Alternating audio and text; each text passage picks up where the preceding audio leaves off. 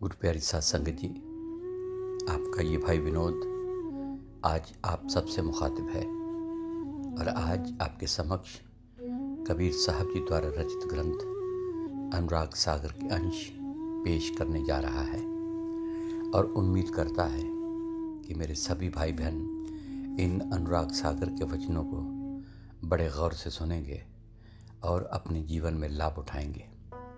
और आज कल से आगे जहाँ जिस गाय को कत्ल किया गया और कबीर साहब जी वहाँ पहुँचे और जो संवाद काजी और कबीर साहब जी के बीच में हुआ वो इस तरह है। दोहा, उनकी करो बराबरी वैसे हो वह पाक, या तुम गाय जिवाब ही कै मुख लावो खाक। कबीर साहब जी ने फरमाया कि हे काजी, यदि तुम उनकी बराबरी करना चाहते हो तो पहले अपने अंदर रूह को साफ करो। तुम क्यों इन बातों में फंसे हुए हो? जिस गाय को तुमने मारा है, क्या उसे तुम जिंदा कर सकते हो? तुम गाय को खाने के लिए तो तैयार हो गए हो। तुम्हारे अंदर कौन सी ताकत है? तुमने इस तरह क्यों किया? चौपाई, के कारण तुम यहाँ आए, यह जागा तुम किन्हें बुलाए। कबीर साहब जी फरमाते हैं कि तब मैंने काजी से पूछा कि तुम यहाँ क्यों आए हो, यहाँ तुम्हें किसने बुलाया है जो आकर तुमने गाय को कत्ल कर दिया है। दोहा, जुलाहा मोहे बुलाया तुमरे सुन्नत काज, अब तुम मुसलम होए के रोज़ा करो नमाज। काजी ने कहा कि हे कबीर, तुम हमसे झगड़ा मत करो, तुम अभी बच्चे हो और तुम इस बात को नहीं जानते। तुम्हारे बाप ने हमें बुलाया है और तुम्हारी सुन्नत के लिए गाय को काटना जरूरी था।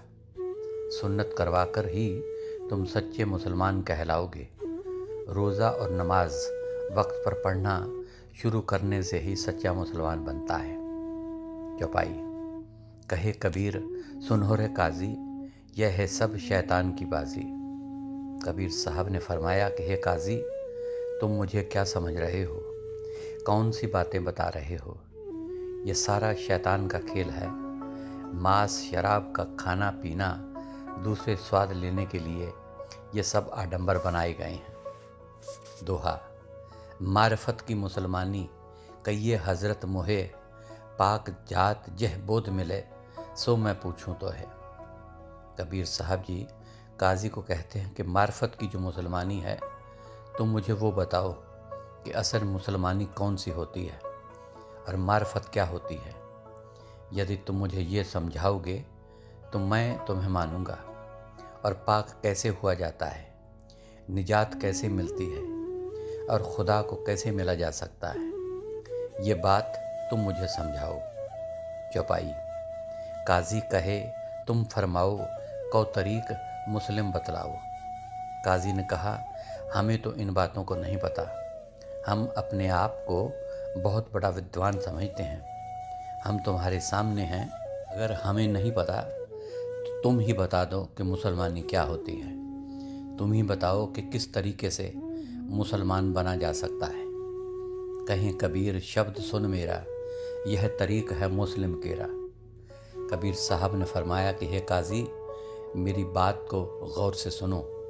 मुसलमान बनने का सही तरीका मैं तुम्हें समझाने लगा हूँ। मन का संसा देह बहाई, यह सुन्नत अल्लाह फरमाई। हे भले मानस, मांस काटने या किसी जीव हत्या करने से शरा नहीं बनती। शरा तभी बनती है जब आशा मनसा, ख्वाहिशें, काम क्रोध वाली चीज़ें, पराई औरतों के पास जाना आदि का त्याग किया जाता है। इसका नाम मुसलमानी है, इसका नाम सुन्नत है।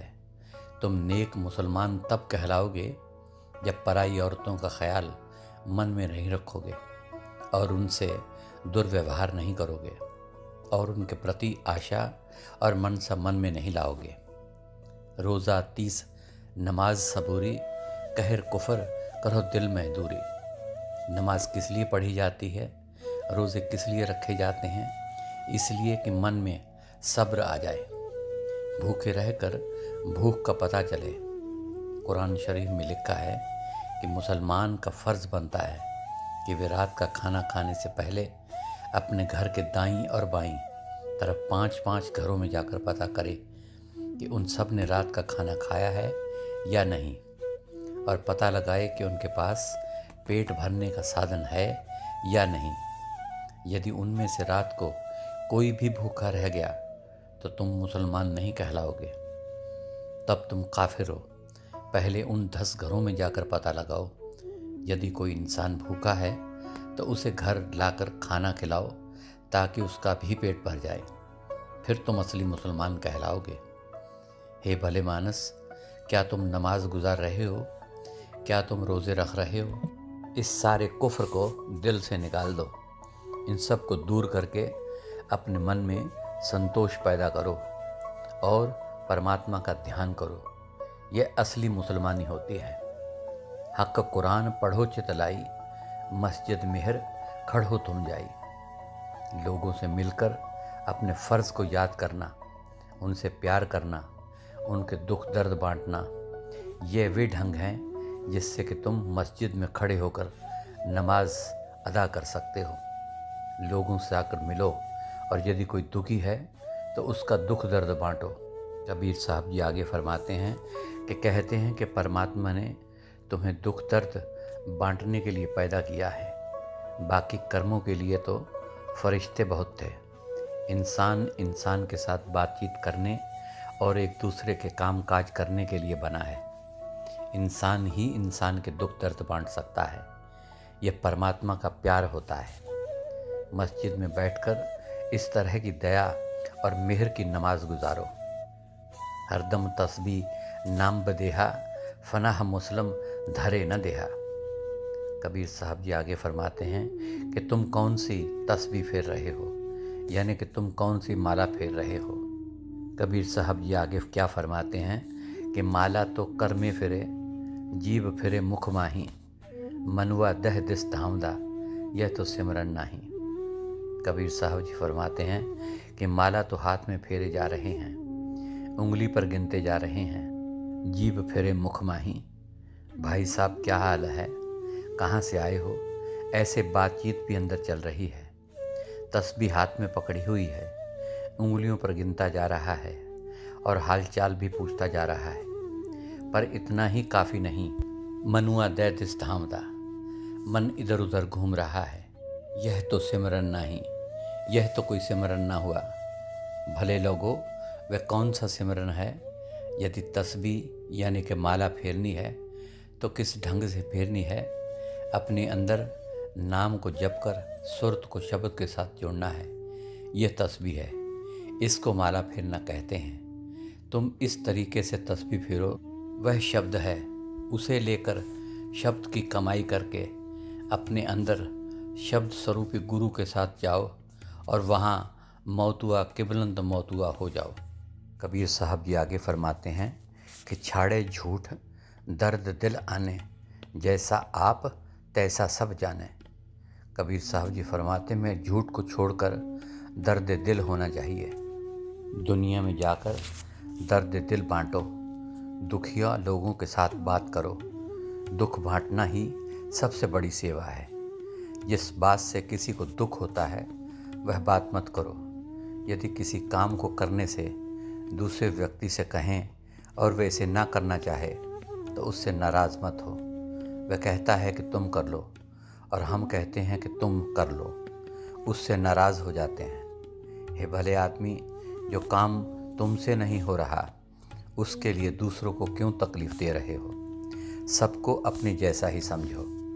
दोहा। आफताब अल्लाह हक है, हमी अस्त सब मह रहे, सब में रूह ज़रूर है, बेद कतेब ऐसे कहे। कबीर साहब जी फरमाते हैं कि जब सूरज उदय होता है तो वह अमीर या गरीब कुछ नहीं देखता।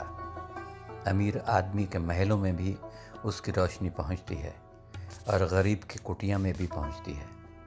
वह जो परमात्मा है, अल्लाह है, वह आफताब के मानिंद है। उस आफताब के समान जो हक है हर इंसान के अंदर बसा हुआ है। वह ज़र्रे ज़र्रे में, कतरे कतरे में मौजूद है। कोई भी ऐसी जगह नहीं है जहाँ पर परमात्मा मौजूद नहीं। वेद शास्त्र, कतेब पुराण आदि सब इस बात का हवाला देते हैं कि हर एक चीज़ में रूह है। पत्थर में भी रूह है। पत्थर भी घटते बढ़ते हैं। कबीर साहब जी आगे फरमाते हैं कि तुम किसी का बुरा क्यों करते हो। हर ज़र्रे ज़र्रे, हर आदमी में, हर औरत में, हर बच्चे में उस परमात्मा का वास है। सब 84 लाख योनियों में परमात्मा स्वयं समाया हुआ है। इसीलिए है कहते हैं कि किसी को भी परेशान नहीं करना चाहिए। यदि कोई किसी दूसरे जीव पर जुल्म करता है तो समझो वह परमात्मा की हस्ती को भूला हुआ है। हमको सबके प्रति दया भाव रखना चाहिए। वेद कतेबन मैं नहीं, हिंदू तुर्क अचेत, कांटे गला पराया, जीवा स्वाद के हेत। कबीर साहब जी फरमाते हैं कि हिंदू कहते हैं कि परमात्मा को मिलने के लिए वेदों को पढ़ना चाहिए। मुसलमान कहते हैं कि कुरान को पढ़ना चाहिए। पर जो परमात्मा हमारे अंदर है वह ज़र्रे ज़र्रे में है, हर जीव में है।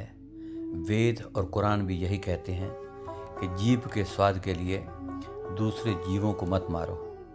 अपने स्वाद के लिए ही हमने यह शरअ बना रखी है, यानी कि कानून बना रखा है। गला पराया काटते, दर्द न आवे जीव, कहें कबीर कैसे मिले गुनाहगार को पीव। कबीर साहब जी अपनी रचना द्वारा आगे फरमाते हैं कि जो लोग पराया गला काटते हैं उन्हें इस बात का एहसास नहीं होता कि वे जिसे मार रहे हैं ये एक बहुत बड़ा गुनाह है। आप मुझे बताएं कि गुनाहगार को प्रीतम प्यारा परमात्मा, परमेश्वर, अल्लाह मियाँ कैसे मिल सकता है। राखें अमान सोई, मुसलमान है ताही, माने सुख अल्लाह का, सोई भेश्त को जाही। कबीर साहब जी उस काजी को कहते हैं कि हे काजी, जो अपने ईमान पर कायम रहता है और कुरान पर ईमान रखता है वही सच्चा मुसलमान है, वही अल्लाह के हुक्म को मानता है, वही बहिश्त को जाता है, यानी कि वही स्वर्गों को जाता है। अल्लाह तो नज़र आता नहीं, गुरु ही अल्लाह का रूप है। अमोलक मस्जिद यह, तिस्म है पढ़ो कुरान, तुम तो कभी न बन सके कहें कबीर फरमान। कबीर साहब जी आगे फरमाते हैं कि हे मुसलमानों, कि तुम किस मस्जिद में जाने लगे हो। तुम्हारा यह शरीर एक अमूल्य मस्जिद है। इस वजूद में अल्लाह रहता है। उसके अंदर बैठकर तुम कुरान पढ़ो और नमाज गुजारो, फिर तुम अल्लाह को मिलने के काबिल हो सकते हो। कबीर साहब जी फिर दोहराते हैं कि याद रखो, अल्लाह मस्जिदों, गिरजाघरों या ठाकुर द्वारों में नहीं रहता, वह तुम्हारे अंदर बैठा है। जब भी मिलेगा अंदर से ही मिलेगा। चौपाई। कबीर साहब जी फरमाते हैं कि जे चाहो ता फिर जीवाओ हो, नहीं तो दोज़ख में ही समाओ। कबीर साहब ने कहा कि यदि तुम किसी पीर पैगंबर का मान करते हो तो तुम इस गाय को जीवित करके दिखाओ। हे मुसलमानों, हे काजियों, यदि तुमने इस गाय को जिंदा नहीं किया तो याद रखो तुम दोज़ख की आग में झोंक दिए जाओगे। दोहा। बैठे मुस्लिम सिर धुने, धर रोज़ा तदबीर, दिल बे दिल जाने नहीं, वे काफिर बे पीर। एक छोटे बच्चे ने मार्फत की ऐसे बातें की कि सभी मुसलमान सिर झुकाए चुपचाप सुनते रहे। कबीर साहब जो उस समय छोटे बच्चे थे, जोर जोर से कह रहे थे कि बताओ तुमने इस गाय को क्यों मारा है। चौपाई। काजी मुस्लिम सब सहकाने, हाथ जोड़ कर विनती ठाने। वहाँ पर सभी उपस्थित काजी और मुसलमान लज्जित हो रहे थे और शर्मसार हो रहे थे। उन्होंने सोचा कि यह कबीर ठीक कह रहा है, हम कुछ भी नहीं कर सकते। ये बच्चा कितनी बड़ी बड़ी हिदायतें दे रहा है और हमें सावधान कर रहा है। सभी शर्मसार हुए, खड़े थे और उन सभी ने हाथ जोड़कर विनती की, अब तो चूक परी मोहियाही, पहले हम तो है चीना नाही। काजी ने कहा कि कबीर चलो हम मान लेते हैं कि हमसे बहुत बड़ी गलती हुई है, इस गलती को इस बार माफ़ कर दो। हे कबीर, तुम परमात्मा के रूप हो, अल्लाह का रूप हो। हमने पहले तुम्हें नहीं पहचाना और अब पहचान लिया है। तुम यह काम करके दिखाओ। अब तुम बख्शो गुनाह हमारा, तुम अल्लाह नबी प्यारा। उन सभी ने कहा कि हमने गाय को मारकर जो गुनाह किया है हमें एक बार बख्श दो। तुम अल्लाह के प्यारे हो, उसके दोस्त, उसके नबी हो, तुम हमारे ऊपर कृपा करो और हमारी गलती को माफ़ कर दो, हम तुमसे यह अर्ज़ करते हैं। तब पुन साहब गऊ जीवावा ले गए आहीर गाय अनबाबा। उन्होंने कहा कि हे कबीर, तुम इस गाय को जिंदा कर दो ताकि हम दोज़ख की आग में न जलें। अंत में कबीर साहब ने उस गाय को जिंदा कर दिया। अहीर यानी कि ग्वाले आकर गाय का रस्सा पकड़ कर ले गए। तांते घर हम कभी न जाई, काशीपुरी तहें हमी रहाई। कबीर साहब जी आगे फरमाते हैं कि हे धर्मदास, यह सब नीरू और नीमा की मर्जी से हुआ था। उनकी सहमति के बिना ये बात नहीं हो सकती थी। उन्होंने मेरे साथ धोखा किया। उसके बाद मैं कभी वापस घर नहीं गया। मैंने काशी में किसी अन्य स्थान में रहना शुरू कर दिया। बाहर नगर रहे हम जहवा, जुल्हा जुल्हन आए तहवा।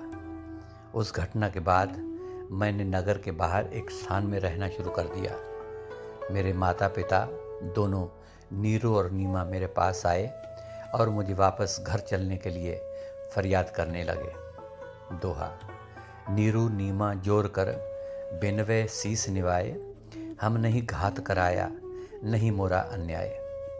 नीरू और नीमा ने हाथ जोड़कर बहुत फरियाद की। दोनों ने सिर झुकाकर विनती करते हुए कहा, एक बार हमें माफ़ कर दो, इसमें हमारा कोई कसूर नहीं। वह अपने आप गाय ले आए थे, हमें उस गाय का कोई पता नहीं था। हम तुम्हें पूरा यकीन दिलाते हैं कि वे अपनी मर्जी से गाय लाए थे।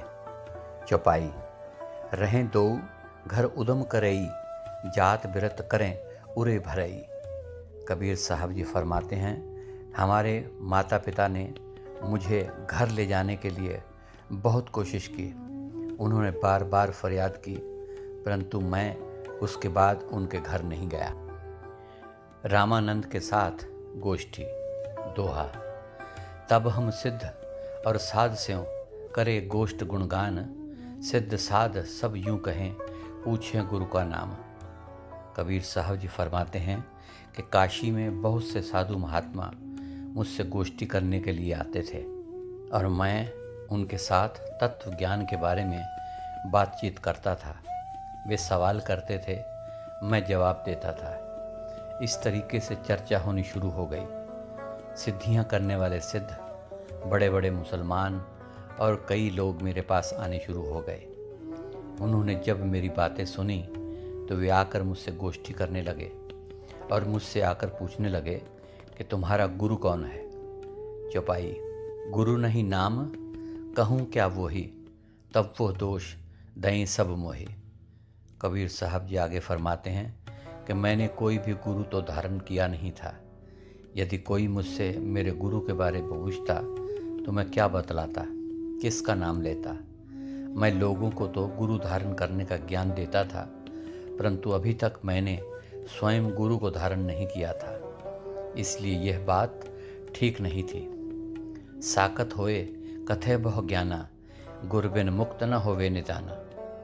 कबीर साहब जी फरमाते हैं कि मैंने सोचा लोग कहेंगे कि कबीर स्वयं तो कहता है कि दुनिया में कोई भी ऐसा शख्स नहीं जिसे गुरु के बगैर ज्ञान और ज्ञान के बगैर परमात्मा मिल जाए। वह खुद तो कहता है कि गुरु के बगैर जीव साकत होता है, पर उसने स्वयं गुरु को धारण नहीं किया है। यह तो सब उसका पाखंड है। तब अपने मन कीन विचारा, गुर भेंटो तो धुंध संसारा। कबीर साहब जी फरमाते हैं कि मेरे मन में विचार किया कि गुरु के बगैर ज्ञान नहीं हो सकता। गुरु प्रणाली तब ही चल सकती है यदि मैंने स्वयं गुरु को धारण किया हो। यदि यह कह दिया कि मैंने गुरु धारण नहीं किया तो सारे संसार में ज्ञान देने और लेने वाला सिलसिला ख़त्म हो जाएगा और परमात्मा को मिलने का रास्ता भी बंद हो जाएगा, क्योंकि गुरु के बगैर ज्ञान नहीं हो सकता और ज्ञान के बगैर ध्यान नहीं हो सकता और ध्यान के बगैर परमात्मा को देखना और उसमें लीन होना असंभव है। इसलिए मुझे भी गुरु धारण करना चाहिए। सो गुरु प्यारी साध संगत जी, आज के लिए इतना ही। कल अनुराग सागर के आगे के अंश आपके समक्ष रखूँगा। तब तक के लिए इस नाचीज़ को इजाज़त दीजिए। और आखिर में मेरी तरफ से आप सभी भाई बहनों को प्यार भरी धन धन सतगुरु तेरा ही आसरा, हाजिर नाजर जिंदा राम तेरा ही आसरा अर्ज़ है।